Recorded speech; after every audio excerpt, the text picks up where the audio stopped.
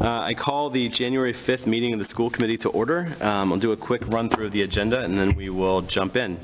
So we're going to start off tonight with a very well-deserved, very exciting recognition and celebration. We've got one of our RMHS teachers joining us this evening for that. We'll move into public comment for anything that's not on the agenda. I don't see a huge turnout here, so that should be brief. We'll move to our consent agenda, which consists just of minutes from recent meetings, and then reports. In the old business section, we have a budget transfer, which was sort of introduced during our last meeting, but we hadn't fully noticed that we were going to take action, so we'll take that vote this evening. We'll move into new business, and tonight's night one of our FY24 budget reviews. So tonight we'll look at the administration, district-wide, and school facilities cost centers, as well as a review of the capital plan. And then we'll close out new business. We have 3 policies which we noticed in our last meeting, and the updates to which were provided to the committee a week ago. I can't remember if it was Wednesday or Thursday, but it was over a week ago. And so we will review and potentially approve those updates this evening. And then returning to old business, we have 4 policies which we held our first reading of in our last meeting. We'll hold the second reading of those this evening and adopt those should the committee see fit. And that will conclude our evening. So with that, I will hand it to Dr. Milichewski for our first order of business. Awesome. All right, well, good evening, everyone. Nice to see you. I'd like to start first. You'll see online Mrs. Heather Lombardo. Thank you for joining us. I'd like to share the exciting news that Mrs. Lombardo recently learned that she maintained her national board certification. Mrs. Lombardo initially gained national board certification back in 2011 and then reapplied, and then also is, again, recently found out that she has maintained the certification. For those of you not familiar with this award, this is a nationwide award that is extremely prestigious. I'd like to just give a little bit of context on just the sort of the award. So first, about the National Board for Professional Teaching Standards. This is what, according to their website, the founding mission of the National Board for Professional Teaching Standards is to advance the quality of teaching and learning by maintaining high and rigorous standards for what accomplished teachers should know and be able to do, providing a national voluntary system certifying teachers who meet these standards, and advocating related education reforms to integrate national board certification in American education and to capitalize on the expertise of national board certified teachers. Recognized as the gold standard in teacher certification, the National Board believes higher standards for teachers means better learning for students. So I love that last line. Again, National Board believes higher standards for teachers means better learning for students. And Mrs. Lombardo is one of 130,000 teachers nationwide who now have this certification. So if you're wondering a little bit, I'm not as familiar with the recertification process. Ms. Lombardo said it took about 40 hours of preparation, but I did want to share just a little bit about what it takes to become a National Board Certified Teacher initially, just so you kind of have an idea of what the criteria and the context is. So 4 components to an application. The first component is around content knowledge. So you take a computer-based assessment, which asks you to demonstrate your understanding of content knowledge and pedagogical practice for teaching your content area. You must demonstrate knowledge of developmentally appropriate content, which is necessary for teaching across a full range, age range, and ability level of your chosen certificate area. This is assessed through the completion of 3 constructed response exercises and 45 selected response items. That's part 1. Part 2, differentiation in instruction. This classroom-based portfolio entry requires that candidates gather and analyze information about individual student strengths and needs and use that information to design and implement instruction to advance student learning and achievement. You will submit selected work samples that demonstrate the student growth over time and a written commentary that analyzes your instructional choices. That's part 2. Part 3 is around teaching practice and learning environment. This is a classroom-based portfolio entry that requires video recordings of interactions between you and your students. You will also submit a written commentary in which you describe, analyze, and reflect on your teaching and interactions with students. Both the video and the written commentary should demonstrate how you engage students and impact their learning. And then component 4, around effective and reflective practitioner. This portfolio entry requires you to demonstrate evidence of your ability as an effective and a reflective practitioner in developing and applying your knowledge of your students, your use of assessments to effectively plan for and positively impact your students' learning, and your collaboration to advance students' learning and growth. So obviously a very rigorous assessment sort of up front, feeding to only 130,000 teachers nationwide. And I think we're really honored and thrilled to share out that Mrs. Lombardo, again, has maintained that certification. All that aside, I think if you speak with members of the RMHS community, they are not surprised that Mrs. Lombardo has gained this or maintained the certification. In conversations with students, staff, and families, I think speak to just her excellence in the classroom, her ability to connect with kids, and that last piece of being a truly reflective practitioner about what she does in the classroom and also integrating best practice as the education landscape changes. So congratulations, Mrs. Lombardo. We are thrilled for you and thrilled for the RMHS community. And didn't know if you just had anything that you wanted to share just about the process or about the award or anything while you're with us. Sure. I first of all thank you very much for this recognition. I will say that my initial certification I gained when I was a teacher at the Austin Independent School District, and they had a really lovely program to help teachers who were interested in gaining the certification, and they had like a support group, and they had some financial assistance as well. And so I'm very pleased that there's that a $1,000 credit for National Board Certified Teachers at Reading as well. So I think anything that we can do to encourage National Board Certification, I think would be something maybe to consider in the future. So I know it was a really wonderful process for me as a teacher, and I know it's obviously very prestigious, and I think that if we had more teachers who have that certification, I think it would be great for students and parents and teachers and the district as a whole. So. Great. Go ahead, Tom.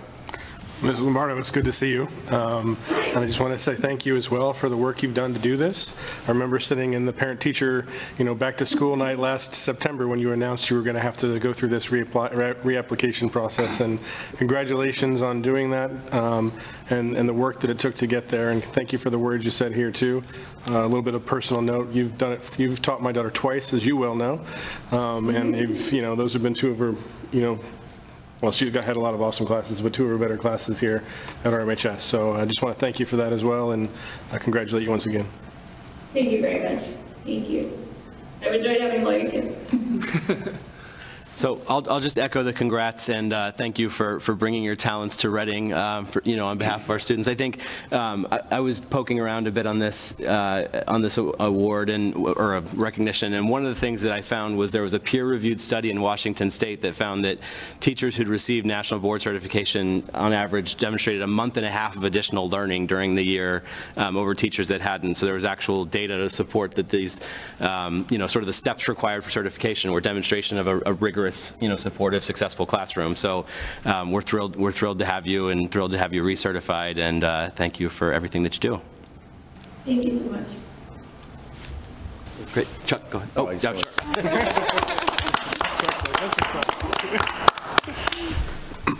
Okay, thank you very much. Okay, I'm remiss in one thing because we've got one member remote tonight. We technically need to do everything via roll call. So can we do a quick roll call to order? Chuck? Yes. Aaron? Here. Tom? Here. Carla? Here. Sarah? Here. And Sean is here. Okay, thank you. All right, so let's move on to public comment. So we've got a couple folks in the audience now. They're also FinCom members. They may just be here for the budget portion of our meeting, but if there's anybody who'd like to make a comment on anything not on the agenda, now would be the opportunity. We do have one person online as well. Oh, we do? Okay, great. In case Ms. Studer wants to comment. Ms. Studer, if you could, if you're looking to make a comment at this point, you can use raise your hand or something raise like your that. hand or come off mute.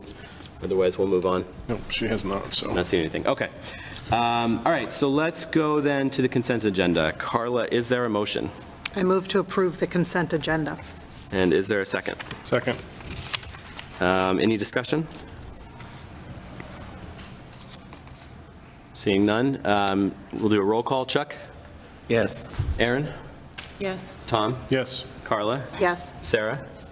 Yes. And Sean, yes. Consent agenda passes 6-0. Reports, we can start with Ms. Baton. Sure. This evening, I'd like to express our gratitude and our appreciation to Miss Kathleen Daly, our photography teacher here at RMHS. Miss Daly has been working with us to identify students in her advanced placement class who would be interested in sharing their work with us. And we'd like to thank the 6 students who stepped forward and shared their photography.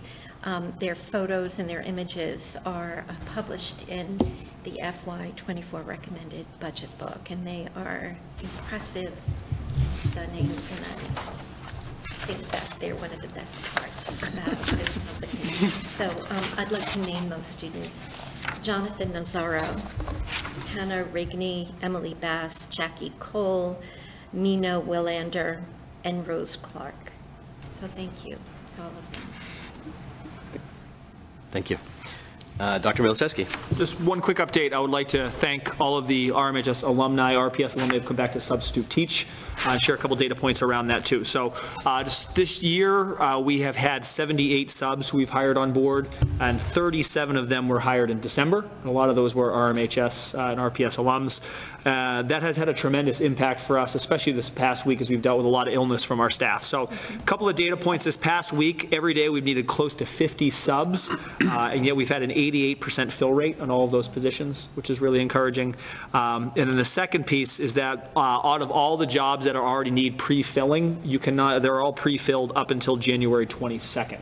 So if you're looking to substitute teach, you can't choose a position yet unless one opens up either of the afternoon of or the morning before. So I think it's a really good sign that we have a lot of alum who have come back and really supported us, again, especially during a time when there's been a lot of sickness going around. So just like to thank all those students who've come back to serve. You not only filled the gap, but I think a lot of the students have loved having them as substitute teachers. So thank you to all of those, and if you know anyone else out there who'd like to, please come in and support. Great. Liaison reports. It's been mostly the holidays since we last met, so these will probably be brief, but Chuck? No report. Okay. Aaron? No report. Tom? No report. Carla? No report. Sarah? No report. I will close us out with no report. Excellent. We are 33 minutes ahead of schedule, so crushing it. All right. So we'll move into old business, the end of Q1 budget transfer. Carla, we can start with the motion and see if there's any questions or discussion. Sure. I move to approve the transfer of $40,736 from the Special Education Out-of-District Tuition Cost Center to the District-Wide Health Service Cost Center. Is there a second? Second. I think I heard Tom Chuck- first. Chuck got it. I heard Chuck first, okay. Any discussion or questions on this? I have one quick question. Maybe it's not fair without Jen here, but I'll ask it anyway. Is it okay to disclose if this student is a special education student, this one-to-one, or is it a non-special education student? And if it was a special education student, would this cost stay with special education versus going to district-wide? Do you want me to answer it? Sure. Yeah, it's a non-special education student. Okay. If it was a special education student, would it have stayed with special education, or would it still, because it's nursing, gone to district-wide? Or have we not answered that question because we haven't crossed that road yet? I believe since it would be a one-to-one need driven by special education, I believe it would be special education, but Well, I've actually thought about You- this. And because the Department of Elementary and Secondary Ed have strict guidelines about how they like us to report expenditures, because it is a health service that reporting, even though it's part of an IEP, the expense is actually to health services. So we would have charged it to health services and transferred the funds also from special ed. The reason why I transferred the funds from special ed this time is because I know that we have a projected savings there. so can I take back my comment that it would be charged to health services and not to special education? Well, that is your comment. That wasn't your comment, but you can take that comment now. But it still surprises me, because if it was tied to an IEP, I would have expected it to be in special education because of all the costs and allocations that go with that, and circuit breaker and other things like that. So I would almost, if that was the case, it's not the case, but if that was the case, I would challenge the state on that, because we'd be losing credit, even if it's a small portion of credit that we would otherwise get as a special education cost. Unless, of course, we hire a special ed nurse, and I don't know if there is such a role. So this is interesting. And I can call Okay. a couple friends. All theoretical at the Yes, moment. it is so- theoretical at the moment, but Okay.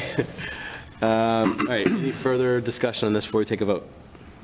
Okay, Chuck? Yes. Aaron?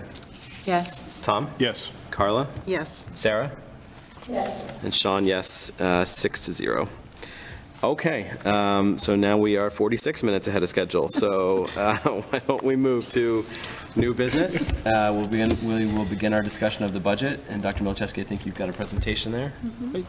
You're going to have to go into Zoom and click share. Oh, yeah.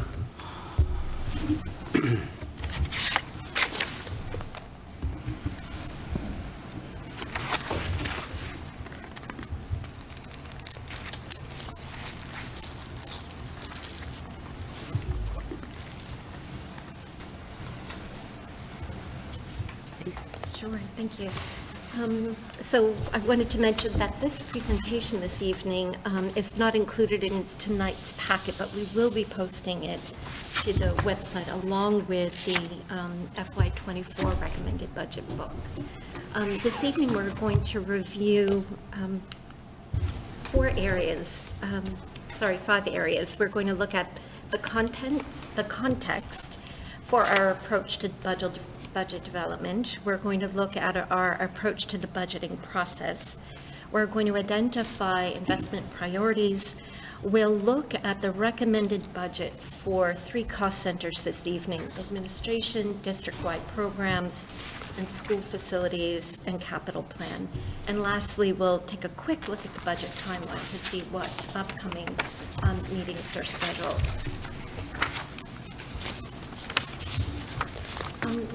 First, we begin with the context for budget development by working with the Finance Committee to receive budget guidelines. So back in October, the Finance Committee voted on a 3.75% increase for the FY24 budget over the FY23 budget, which represented for the school department $1.9 million.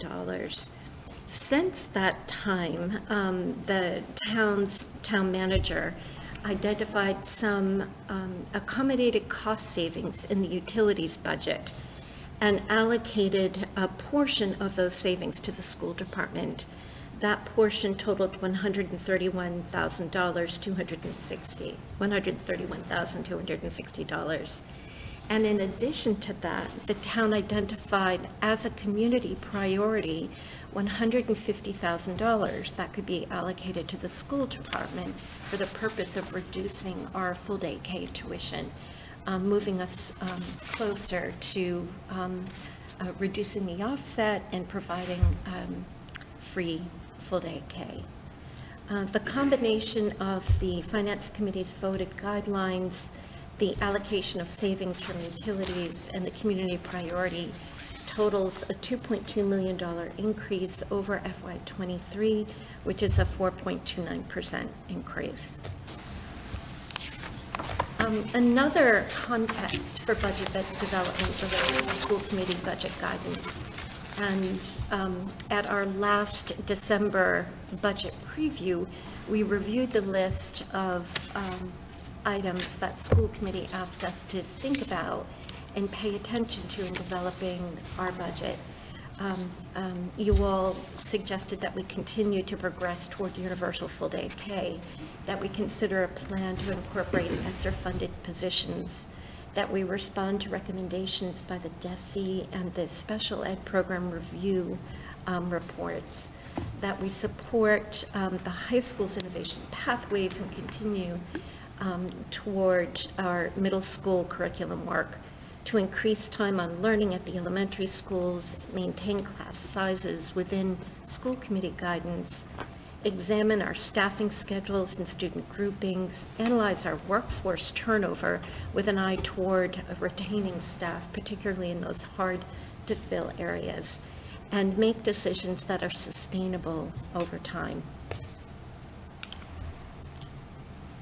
The last bit of context for developing our budget for FY24 relates to the district's strategic objectives in providing a safe and supportive learning environment, coherent instructional systems, and efficient school operations. Our approach to the budget development within the context of those 3 components is a highly collaborative process. We've consulted with stakeholders, we've worked with program, school, and district leaders, to identify investment priorities that align with our strategic objectives. We use program assessment, student data, and our instructional network outside of RPS to discuss and make decisions about strategies that will realize gains in student learning. We calculated baseline costs from the bottom up to comply with contracts, legal mandates, which were all guided by enrollment, class size, and student needs. And then lastly, we worked at maximizing our resources by redeploying existing budget funds, leveraging grant and special revenue funds, all to prioritize investments to realize improved student outcomes. I think that Dr. Milutesky is going to walk us through the three strategic objectives. So you see on these next three slides, we've just organized the strategic investments, the proposed investments for FY24 by each of the strategic objectives. You'll see that the majority of these fall within either regular day or special education. And a lot of these that we've added here also have significant strategic implications. So how we're going to handle this tonight is that we're on Monday going to take on, as you know, regular day and special education, which is we'll dive into the majority of what's listed here as investment priorities.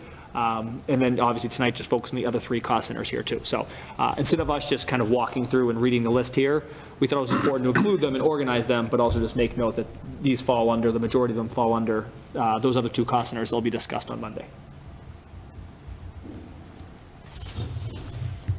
The next slide is a very brief overview of certain key aspects of our FY24 recommended budget. We wanted to summarize that our investment priorities, those that are aligned with district strategic objectives, total a new investment of $1.7 million. Then there are the personnel and non-personnel budgets that form the baseline, ensuring that all of our legal mandates are met, that we meet our contractual obligations. Our projected increase in those personnel costs associated with COLA, longevity, degree changes, stipends totals almost $1.2 million. And then our approach to budgeting non-personnel costs was to look at account by account, looking back at past and current spending trends and applying what we knew about cost increases, about demand, about needs going forward. And then lastly, in terms of maximizing resources, really trying to identify and deploy funds that we can use in a different way in order to invest in Tier 1 and Tier 2 instruction. Involved identifying $437,000 of funds that could be used for personnel support and $352,000 in funds for non-personnel. These are funds that were existing within the operating budget and shifted around and used differently and more optimally.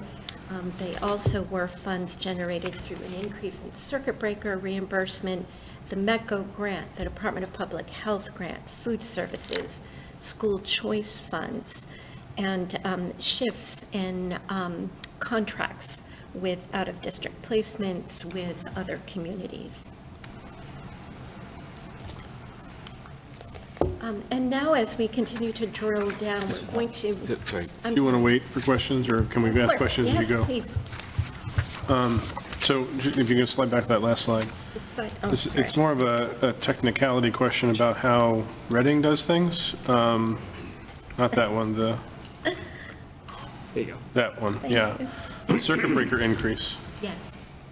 I thought we don't receive that directly into the school budget, it goes through the town, right? So are we actually going to achieve that as our savings as part of the town, or is that bucketed into the greater 120 million plus budget that the town has, and it's part of accommodated costs and then, et cetera, related stuff? So is it really savings for us as a result of that, or increased revenue, I guess, as a result of that? Or is it split in the town way and therefore not really achievable or not visible to us, I guess? The circuit breaker reimbursement funds are wired directly to a school department revolving fund. Those funds are calculated by DESE at the beginning of every school year. The funds are received in quarterly payments throughout the school year, and we hold those funds in the revolving account to be used for the following year. So we make sure that the funds are in-house before we budget to spend them. These are true, I think it was $81,250 are true increase in funds, mostly driven by the change in calculation for transportation reimbursement. I expect next year one more bump in circuit breaker reimbursement, and then it may very well level off or even decrease slightly, given the fact that our enrollment is starting to shift and change. We have a number of students who are going to be aging out over the next several years. So, all of this is going to be watched carefully. So long story short, it comes directly to us. Yes, It's it not does. part of the carve-out process of That's right. state funding that goes through the town. That's correct. Okay, thank you for that clarification. I appreciate that. You're welcome. If there are no more questions. So as we now move down into looking at the 3 cost centers that we'll be reviewing this evening, I wanted to start by sharing with you sort of a picture of the cost centers and the percent to total of our FY24 budget. Regular day makes up 59%, special education 31%. Those cost centers will be discussed at length at our next meeting on the 9th. But this evening, we'll look at administration, which makes up about 2.5% of the budget, district-wide, which makes up 4.4%, and facilities, which makes up 3% of our FY24 budget. The administration budget totals for FY24 $1.3 million, which is a change of about $7.4 thousand. It's made up of 2 categories. Personnel is going to increase by $27,000, and non-personnel will decrease by $19,000. And the shifts and changes in these 2 categories have to do with COLA contractual agreements. We applied school choice funding to be held in administration to be spent elsewhere when we identify where the need is. And then for non-personnel, we've actually seen a decrease of $19,000, almost $20,000. We've had efficiencies in telecommunications. We've reduced the employee physicals requirement. We've reduced our auditing and advertising services. There was a slight increase in legal services, and all the other budget lines pretty much fell level funded. Sean, can I? Go ahead, Chuck. Thank you, Susan. I just had a question on the legal. Sir, can you put some context? Is that because we're using more services or because rates went up? The rates went up by 9% for this year. They had remained level for several years. Okay. And just this year, both of our legal firms increased by 9%. Thank you.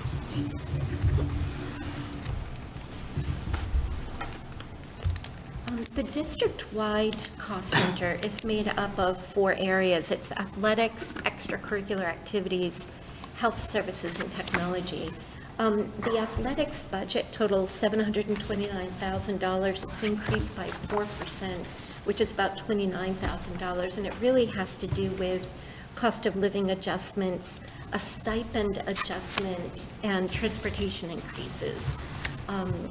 The transportation contract has really hit both the athletics budget and the extracurricular budget significantly, given the shift and change of the way in which our expenses are calculated.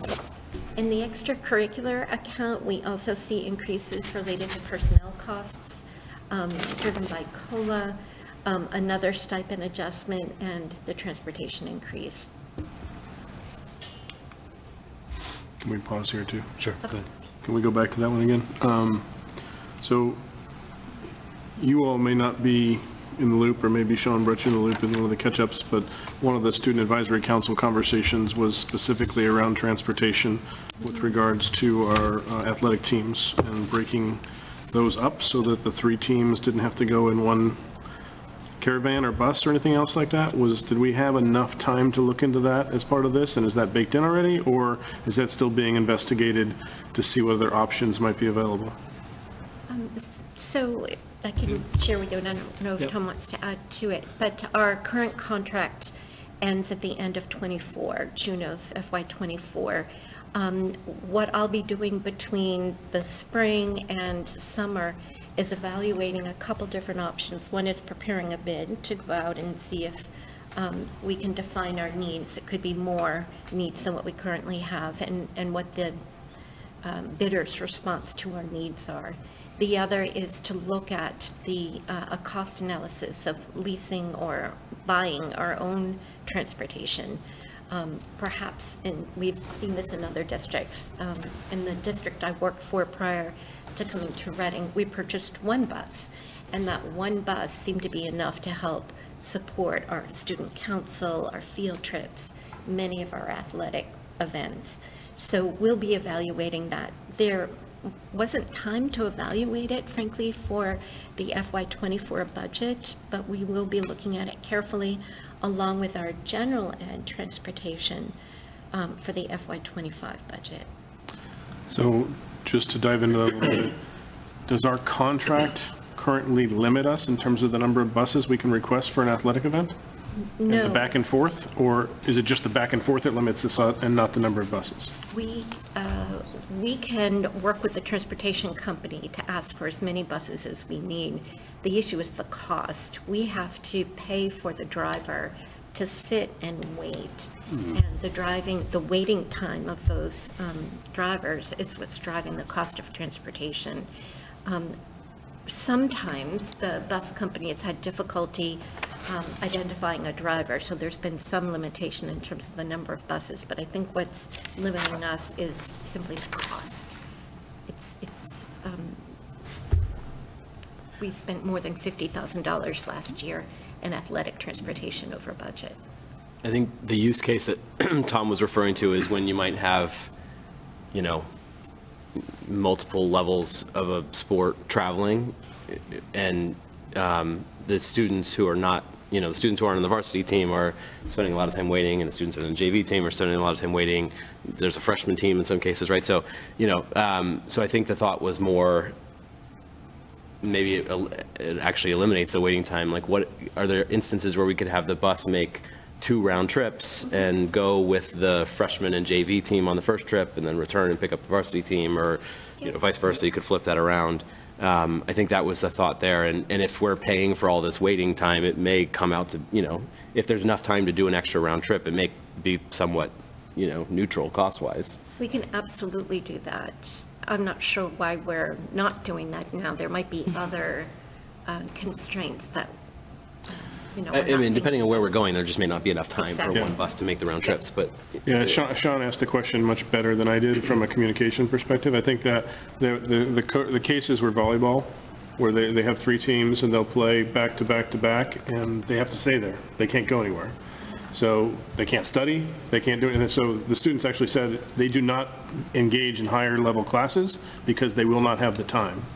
And they said other students do not engage in the sport because they want to engage in the higher level class, and they know they will not have the time.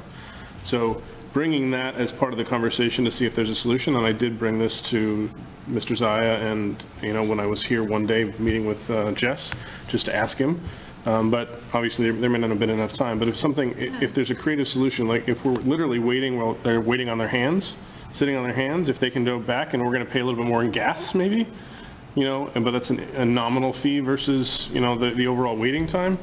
There's some way that we could potentially, and the other reason I'm saying that is because if it increases the participation rate, you have more money going into the account to forward some of that as well. That's right. Right? So it's not going to be totally net negative. It might be a little bit net negative, but if it's a way to increase participation, hear the students and take that feedback into the process, then it would be interesting to see. Now, we can we don't have to answer it now, and we're not going to answer it now, but it's something to consider. The opposite of that, and they did say the con of it, just so you're on the same page with it, the con was, well, part of the process is the camaraderie of the teams together, right? So the other alternative was to engage with some of the schools to see if there was study space they can engage when they're not playing or something else along those lines. But somehow, some way, this ties to their ability to participate, it ties to their ability to engage in higher level classes, and it ties to the, overall, sense of belonging goals that we have out there. So something to think about as we go into next year and or go into the next budget cycle. Thank you for raising. Mr. Zay and I have had quick conversations about this, about kind of the pros, cons of different things and specific scenarios where he was thinking about getting a bus back and forth. So let us talk to him in more detail to kind of think about how he sees pros, cons, how much he's tried to, do this, why he has it in certain areas, just so we have a better lay of the land. We can do that on our next meeting on Monday. Can I just piggyback? Go ahead. And part of this was coming from students from Boston as well. Yeah. So that's the additional layer on top of it. Yeah, definitely. Yeah, just to, summer in particular, I mean, that is also an issue. They cannot participate in pre-academic stuff because there's not enough busing. We're literally hearing about them taking the Orange Line to Oak Grove and then having a family member from here pick them up to come to the stuff. And if we really want them to have a sense of belonging, we need to support their summer participation as well. Big time. It's also the layer too. Some students have said they're getting dismissed early, and that also adds into like class selection, getting behind, things like that too. So for some of the transportation, so it's a layered problem on a different. Go ahead, Chuck. Thank you, Susan. So when we had quite a bit of discussion on this transportation contract when we went into it. And at the time, it was almost like a monopoly. I mean, there's one or maybe two companies that do it. And I guess when I look at our goals in the beginning, we talk about sustainability. Do we have any sense as to what, when this comes up and you said 24, any sense as to what's out there? Because, what I think will probably be an additional cost, could take away from something that, we want to sustain. I'm just thinking down the road, and I know we've talked many times over the years about, getting a fleet or whatever. I mean, we don't bus students, so we wouldn't need, I think we really got to look hard at that. Just make sure we really vet that, because the fact that we're held hostage almost by the bus company. I don't know, Tom, you remember that. That was a one response. Yeah. You have no choice, right? Yeah. And as we do see fuel costs coming down, we want to make sure we remind them of that, and they don't talk about what happened 6 months ago. So anyway, I didn't mean to get on a soapbox there, but this is a big cost and something we got to pay attention to, because it could take away from sustainability in other places. Yeah, we are seeing that transportation is a real challenge and obstacle, and certainly expensive, and because competition is so rare, there are school districts seeing 20 and 25% increases in their bid costs related to transportation. So, yeah, this is an area that we really do have to deep in look at. Thank you.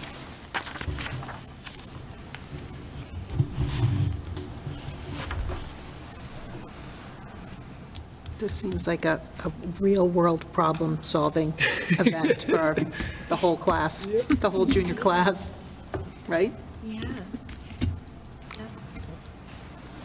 Disciplinary. Right? If we just bought that food truck, we could have used that to shuttle kids. We do have a bus. We do have one. And the library has a bicycle, so. There you go. The bicycle doesn't help. Bookmobile. We do have a bus. So the last two pieces that make up the district-wide budget are health services and technology. And the one change that, or the two changes we've seen in health services for the FY24 budget is the one-to-one nurse, full-time.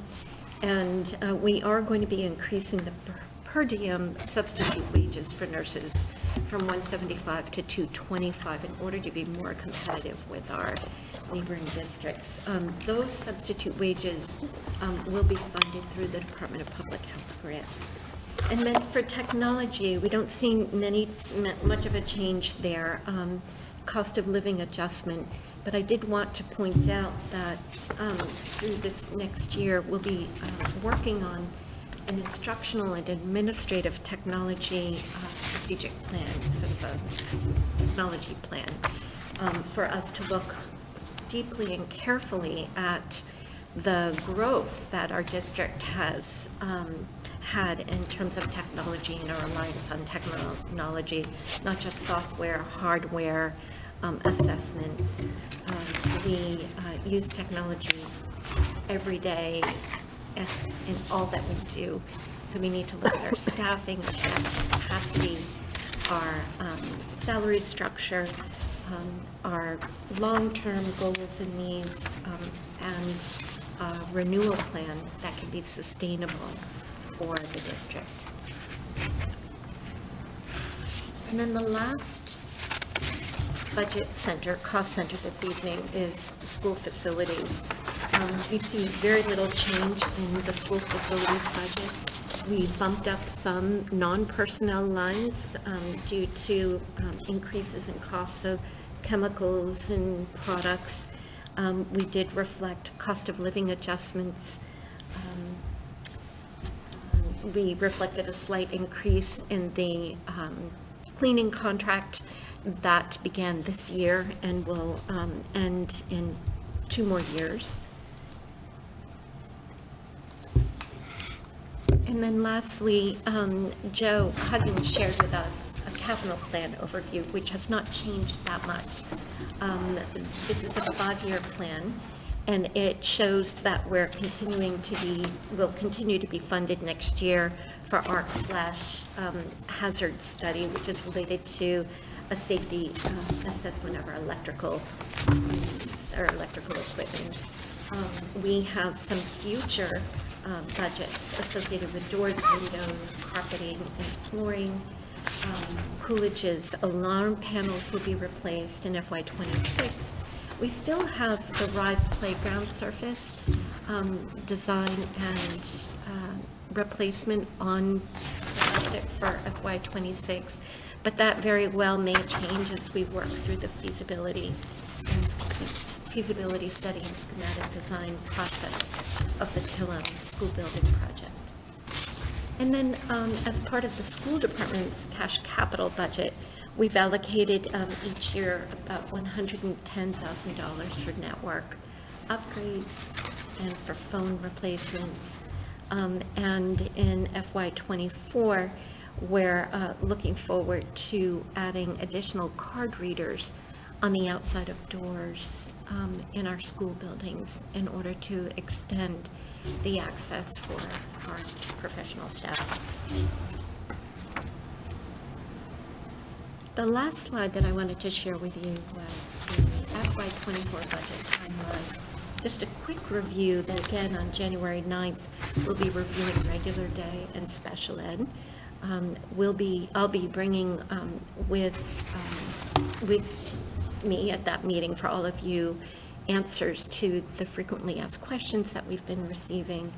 On the 19th, we'll have a public budget hearing and more school committee discussion.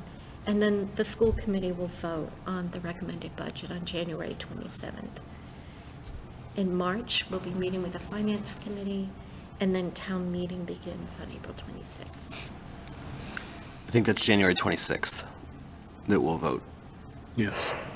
January 26th. Oh, I'm sorry, not 27th. My apologies. Go ahead, Tom. Obviously, many of us have already sent in a bunch of questions, so you have that for the beginning of the fact, but the public hasn't had a chance to see the budget at all until about an hour or two ago, right? So would it make sense to maybe have Fact 1 and Fact 2 where Fact 2 is coming out as part of the, the hearing or slightly before the hearing, to make sure that we allow any further questions we may have after Monday night, and any FinCom or community member questions to be included or accounted for going up to that as well. We could even publish the questions after each school committee meeting. Perhaps we would like 3 or 4 versions. It, depends. It could be a live document that you just add questions and answers to as they come in, right? Good idea. Okay. With the sort of snapping a chalk line on the 19th and saying, Yeah. that's, I guess it's not the end of any questions because we've got another week till we vote, but. Well, I know that the school committee had several great comments and really thoughtful questions, and I wanted you to know that although I've answered just a few of them, the ones that you've already asked will have answers presented on the 9th. But we'll continue to ask. I was going to ask that. Thank you. Not really a question about the budget per se, just, but it comes up in the administrative bucket. I'm not in any particular, I feel like we've been well served by Labor Council, but, as Susan said, or Ms. Baton said, this is the first time they've raised their rates in years. I think in the case of our Special Education Council, I think it was the first time in 15 years that they've raised rates. So I'm not particularly disturbed by the 9% increase in that context. But it could be an appropriate opportunity for us to consider putting on a future agenda whether we want to evaluate our council, which isn't something we've done since I've been on the committee. I don't exactly know what that process looks like, but we technically hire council, so I think we have the ability to review it as well. Perhaps this is an opportunity to go out and see what's out there. I will say, in sort of niche legal areas like special education law, the top firms' rates tend to move in pretty much lockstep. So I don't know that we'll find much differentiation in the rates, but again, just given that this is the first time the rates have gone up in years, it might be a logical time for us to explore whether we can do an executive session or what that looks like, but for us to evaluate our council. I think there is an RFP, that could go into that without too much trouble. I'm in favor of, at least on the special education side, looking hard at that conversation. There's background there that we don't need to talk about necessarily here, but I'm definitely in favor of that and having that review done, put out for bid or whatever else the case may be, and see what comes back. Because, that one I definitely want to have us look at pretty hard. Chuck? I can, to Tom's point, I can give some context on, we did do an RFP when, I can't think of the name of her firm, Colby was hired, and I think Hal might have been there was a chair and then somebody else kind of. It sounds like it was a long time ago. Yeah, it was a while ago. But we've never, and I agree with Tom, we've never done anything with Michael Joyce's firm. And, I know that we've talked a little bit about it, but I would support looking at that as well. Okay. So Carla and I will explore sort of how this shows up on an agenda and how we discuss it. But taking the pulse of the committee here, it sounds like something we want to at least have a discussion about. So I'll just real quick say I think we've been served very, very well by Colby's firm, or Stoneham, Chandler and Miller, or whatever it is that Stoneham, Chandler and Miller. So sorry, Sarah. Yes, hopefully you can hear us. But I do think that there are questions on the other space that we should definitely look at it a little bit harder. Okay. Any other questions on these cost centers? There's not a lot of excitement in these cost centers, I think. Chuck? I just had a question on the technology. I know we have in the capital plan, I think it's 100,000, and that's kind of a recurring. Is that included in that 6 It isn't, right? It's included on the 5-year capital plan. Right, but it's not in that 600 some odd thousand dollars. No, it's in a separate fund. And there's plans to use that? There are plans every year. Julian Carr, the network manager, and he prepares a plan for spending down the funds and takes action on doing so. It's all related to updating and upgrading the network, which is an ongoing process. Yeah, I'm especially looking forward to our work on developing a technology plan that's really going to delve deeply into this. So.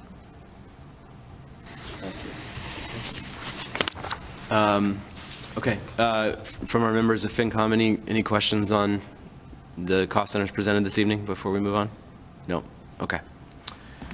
Ms. Patan, thank you. Sorry. One other question. Chuck does have one, yep. I have not sent you, I talked to Tom about the budget, but I haven't, can I send questions to you still? Absolutely. Yes, please continue to send questions my way as you think about things, as you hear, as you go through. Okay, so we will move on now. We've got 7 policies in some version of reading tonight. Carla has promised to do each one in the voice of a cartoon character, a different cartoon character. No, I'm just kidding. So why don't we do this? Tom, do you want to maybe just kind of present an overview of what we're going to look at tonight, and then we'll start with the first one, and if there's discussion, and we'll just go down the list. Sure. So the first 3 are the single approval related 3. Each of those were reviewed by the policy subcommittee on the 14th of December and voted 3-0 for approval to push forward to the greater committee. Each of those 3 are part of the Acts of 2022, Chapter 117 law adjustments, in particular about hair and race and other characteristics that might be considered part of race and how that impacts things, to make sure that our policies are updated. MASC went through their updates in August of 2022, so we're just catching up with those. We're not, in this case, we're not very far behind. There's also some additional federal guidance in a very similar way for those policies as well. The other 4 policies that we had a first reading on back in December are the new policies that we did as part of the review. So DKC, expense reimbursements, JICK, harassment of students, GCF, professional staff hiring, and DEC, federal funds supplement, not supplant, are all part of the review that we did as a committee from a cataloging perspective of policies that MASC has made recent changes to that we did not have in our policy manual at all.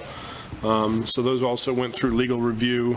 They went through administrative review from an impact analysis perspective and determined there was no impact analysis, or there was no impact to our current processes or any negative impact necessarily. They were proper to put in place. And so we're going to review those in the second reading today as well. So great. I think I have one acknowledgement I need to make, though, Sean. I think one of those you asked me to see if Sudeshna could look at, and I think I missed doing that over the holidays. So if we want to table that one or come back, I'm not sure exactly which one it was, frankly. I apologize about that. But if we want to table it, we can, and I can follow up with her. But I don't think it was something necessarily highly material. No, I mean, for me, it was more a suggestion of just us thinking about how to incorporate that into our process when it's appropriate. And I think I'd mentioned one might have been an example.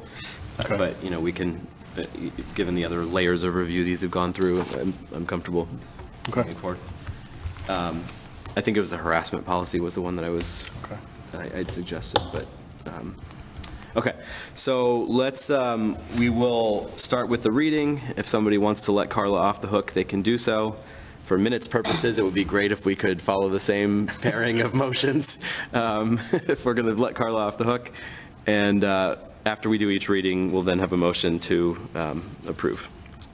So Carla, can we start with JICA? Student dress code, the Move responsibility. to waive the reading of policy JICA. Motion Second. by Aaron, seconded by Chuck. We'll do a roll call. Chuck? Yes. Aaron? Yes. Tom? Yes. Sarah? Yes. Carla? Yes. Sean? Okay, we'll waive the reading by 6-0. And then Carla, can you make a motion on the policy, and then we'll see if there's any discussion.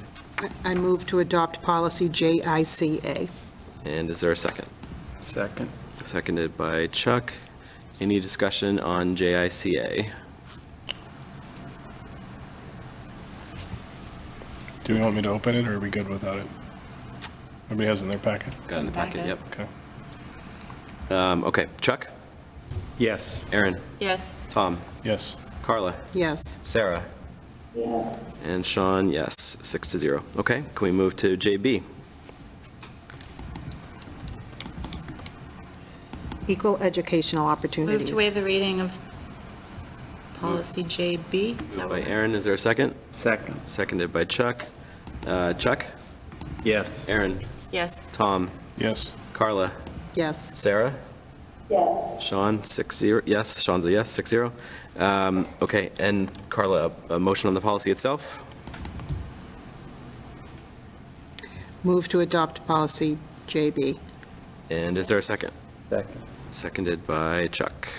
Did I just mess that up? No, you got it right. JICA and then JB.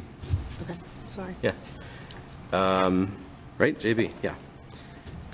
Okay, any discussion on JB? Okay, seeing none. Chuck?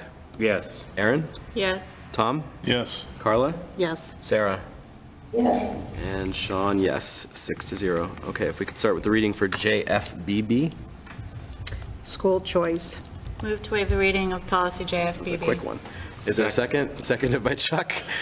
Chuck? Yes. Aaron? Yes. Tom? Yes. Carla? Yes. Sarah? Yes. Sean, yes. Reading is waived 6-0. And a motion on the policy itself, please. Move to adopt policy JFBB. Is there a second? Second. Seconded by Chuck. Any discussion? Just real quick, a real quick point on this one. There was some discussion back and forth with legal on this one about the order of things and a few of the changes we had made before, religion versus religious creed and whatnot. So we followed the recommendation of legal to align with certain words that were legal-based words. And we made the order as close as possible to the MASC order, so people in the future could make easy adjustments to this if necessary.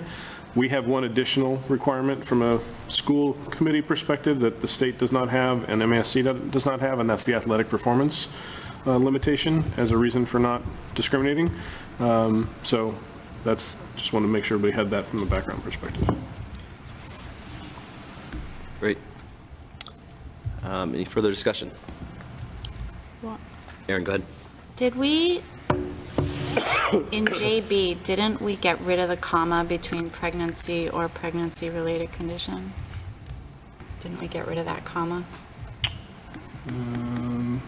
Yes, it is gone. So don't we want to be consistent? It is gone. So we would want to remove the comma after pregnancy, Sure. Yes, just for consistency's sake. done. So the background on that, policy subcommittee looked into that a little bit and looked into the law around that. Pregnancy and pregnancy-related condition is a combined class that's covered as opposed to individual classes. Okay. So you're just eliminating that comma from the middle of section 5? Yes. Okay, paragraph 5? Yep. Okay. Any further discussion? Okay, we'll vote to adopt this one as amended with that comma removed. Yes. Chuck? Chuck beat me to it. It's a yes from Chuck. Aaron? Yes. Tom? Yes. Carla? Yes. Sarah? Yes. Sean, yes. Okay, that's JFBB. All right, the remaining 4, we did a first reading last time. We'll do second, we'll follow the same sort of procedure here. We'll do second readings tonight. Carla, if we could do DEC, please. Federal funds. Move to waive the reading of policy DEC. Is there a second? Seconded by Chuck. Chuck? Yes. Aaron? Yes. Tom? Yes. Carla? Yes. Sarah? Yes. Sean, yes. Okay, and a motion on the policy itself, please?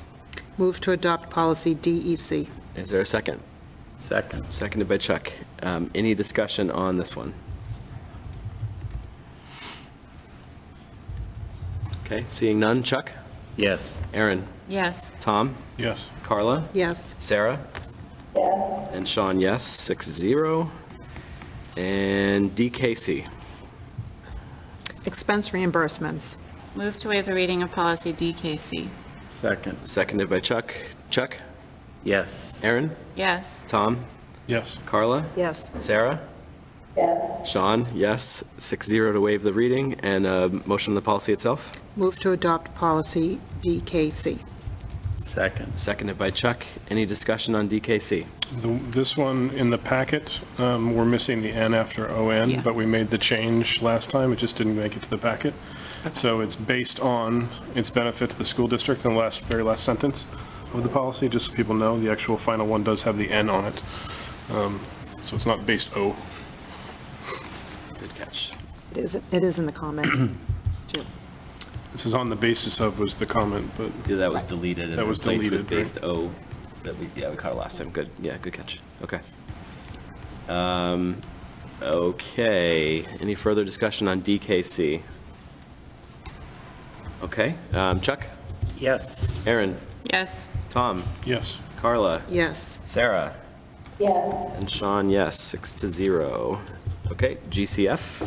Professional staff hiring. Move to waive the reading of policy GCF. Second. Moved by Aaron, seconded by Chuck. All in favor, Chuck? Yes. Aaron? Yes. Tom? Yes. Carla? Yes. Sarah? Yes. And Sean, yes. We'll waive the reading 6-0. A motion on the policy, please? Move to adopt policy GCF. And is there a second? Second. Seconded by Chuck. Any discussion on GCF? Yes. Dr. Corum. Jeffrey Corum, Ridge Road. I'm just curious on the statement in the second paragraph, no new position may be created without the approval of the school committee. Does that also apply to the case where, based on the enrollment numbers, you need an extra teacher in a particular grade? Does the school committee have to vote on that, or is that something the superintendent or principal can decide? The technicality of that, Sean, if I can answer. Yeah, please. And Dr. Milczewski jump in. I think the technicality of that is there will be an operational process of going through it and hiring it, but we will officially approve the budget that comes into it. So the reality is we approve it through the budget approval process. That's why it says new as well. It's not a replacement for a staff that left. That's not what's covered here. That's why it doesn't say no position, period. No new position. So if we're adding staff because of something, that does come through us as part of the budget process generally. In an example of that would have been Jess Callahan's position last year. Or if you look at the current budget right now, we have, a METCO director or a METCO coordinator / adjustment counselor at the middle school that we're proposing as part of the budget this year. We have 5 assistant principals that we're proposing as part of the budget this year.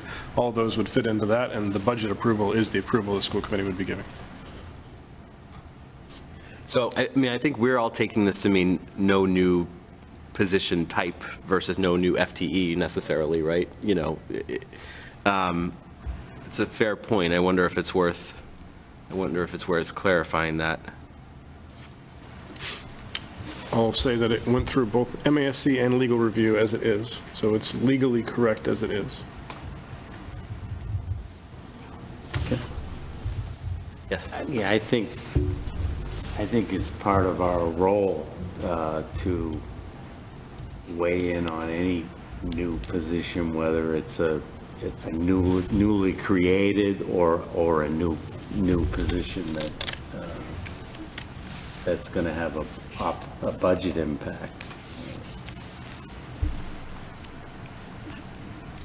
So Chuck, are you saying, sorry, Aaron, just one sec. Are you saying your expectation would be in the use case that, we had a surge of enrollment at some school that surprised us and we had to hire an additional teacher at that school, that would come before us, before the district could start that hiring process?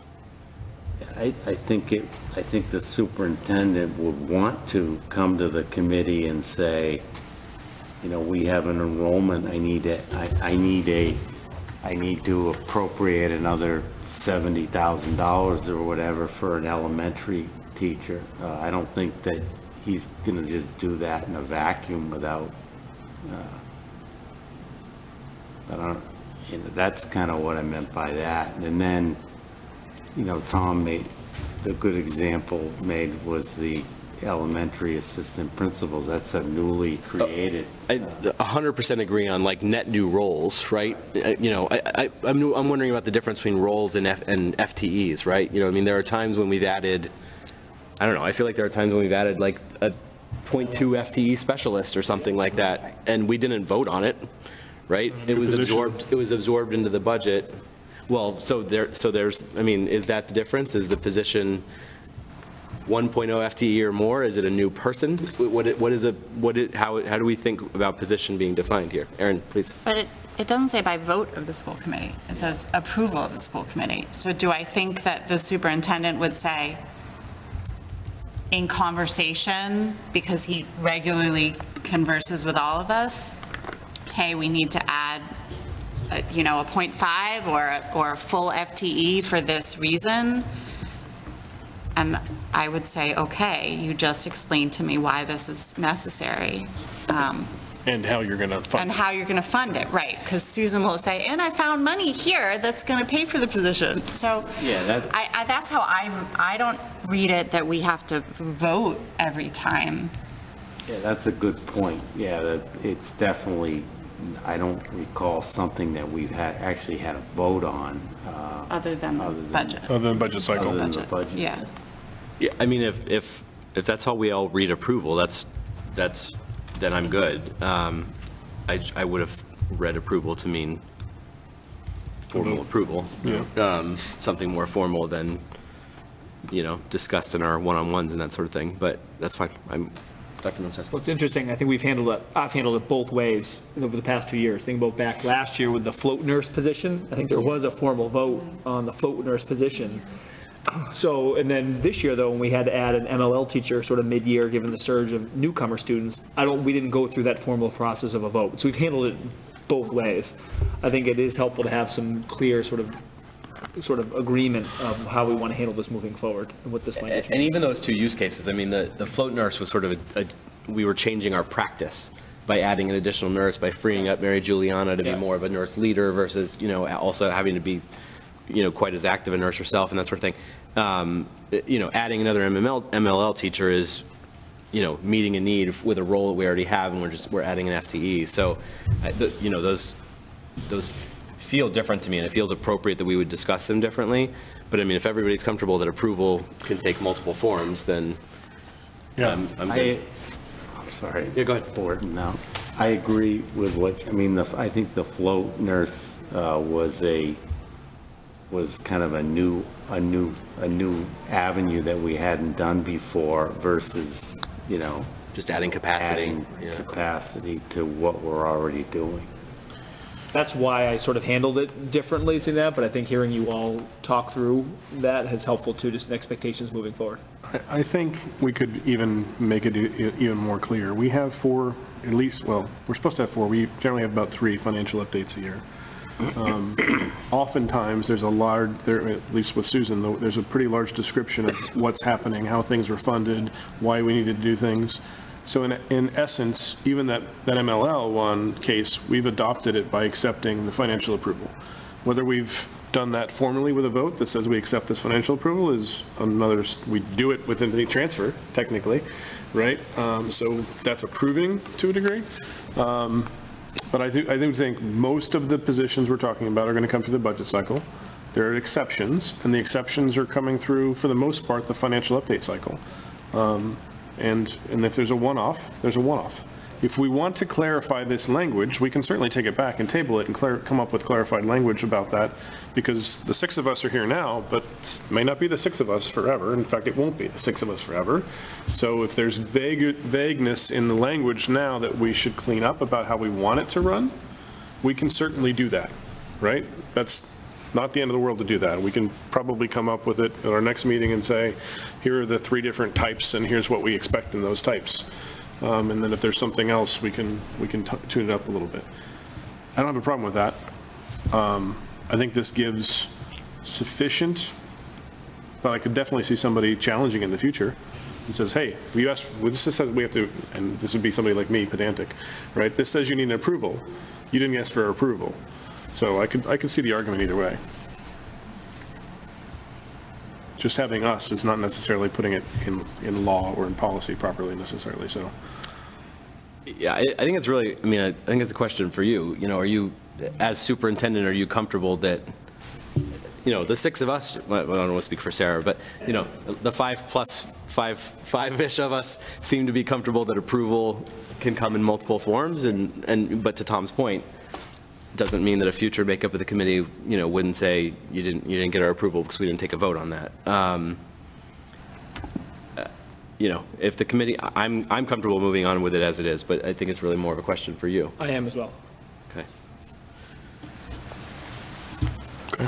Sarah, any, you want to join in the fun on this one? No, I mean, I think I'm fine with leaving it as is. Okay.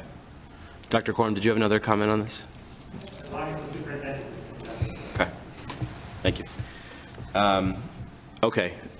Did we take a motion already? We took motions on the table. Yep, that was the discussion. Okay. Any further discussion on GCF?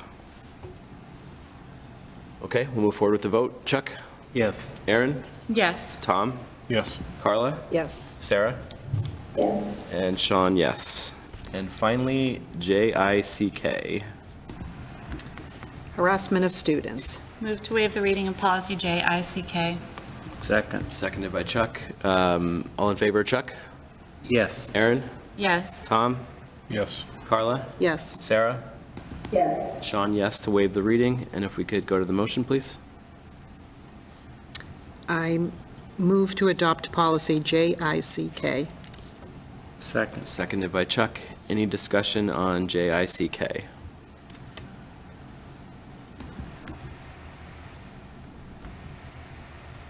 Okay, seeing none, we'll move to the vote. Chuck? Yes. Aaron? Yes. Tom? Yes. Carla? Yes. Sarah? Yes. And Sean, yes. So that brings us to the end of our agenda, 1 hour and 49 minutes early. Overshot this one pretty substantially. This is a national championship night. I think we're going to make up for it on Monday, though. Yeah, Monday's. That's my point. I told Tom no policies on Monday, so no, I didn't, that's not true, but, okay, good. Anything else, obviously within the bounds of OML and so forth, anything else before we take a final motion? Dr. Corum? Actually, I mean, so if we have all this time left over, I did want to ask, in the budget section, there's, over the past several years, there's a couple of revolving accounts. The Coolidge extracurricular and Parker extracurricular, there's, I don't know, $3,000 to $5,000 in those accounts. They've done nothing for as many years as I can remember coming to school committee meetings. And I just wonder, are we finally going to get those accounts dealt with and understood what that money can be used for and should be used for in this budget cycle? Thank you. Thank you. Can we add that to the FAQs, perhaps? Yes. Great. In fact, I think someone else asked that question. I asked something similar, but not quite. Excuse me. Okay. Is there a final motion? Before we do that, I just, one quick thing. Please. This meeting today strikes me, and it happened last year as well. Can we next year consider dividing and conquering the regular day and special education in combination with 1 or 2 of these? Because those are the meat, right? And going through the meat in one night is a challenge versus, I mean, I'm not going to call this potatoes necessarily, but you know, it feels like we need to make sure that we have enough focus to those big portions of the budget. And that's where a lot of the questions are going to be. That's where the meeting is going to be heavy, et cetera, versus some of the smaller systems. And I know historically we've done it this way for a long time, which is why we're doing it this way this year and last year. But just something to think about as we go into next year. If we think it might be, I think it might be more effective to divide them up. That's a good point. I don't think we've ever done special ed and regular day on the same night before. Usually we do them on. Last year. On regular Maybe day? last year, but prior years because you're right, that is a lot of material. Yeah. Well, the good news is they will be the only agenda items on Monday, so they will be the meat and there will be no potatoes. So, all right, anything else? Is there a motion? Move to adjourn. Motion to adjourn by Tom, seconded by Carla. We'll do a roll call. Chuck? Yes. Aaron? Yes. Tom? Yes. Carla? Yes. Sarah? Yes. And Sean, yes, we are adjourned. Thank you, everyone. Chuck, way to go.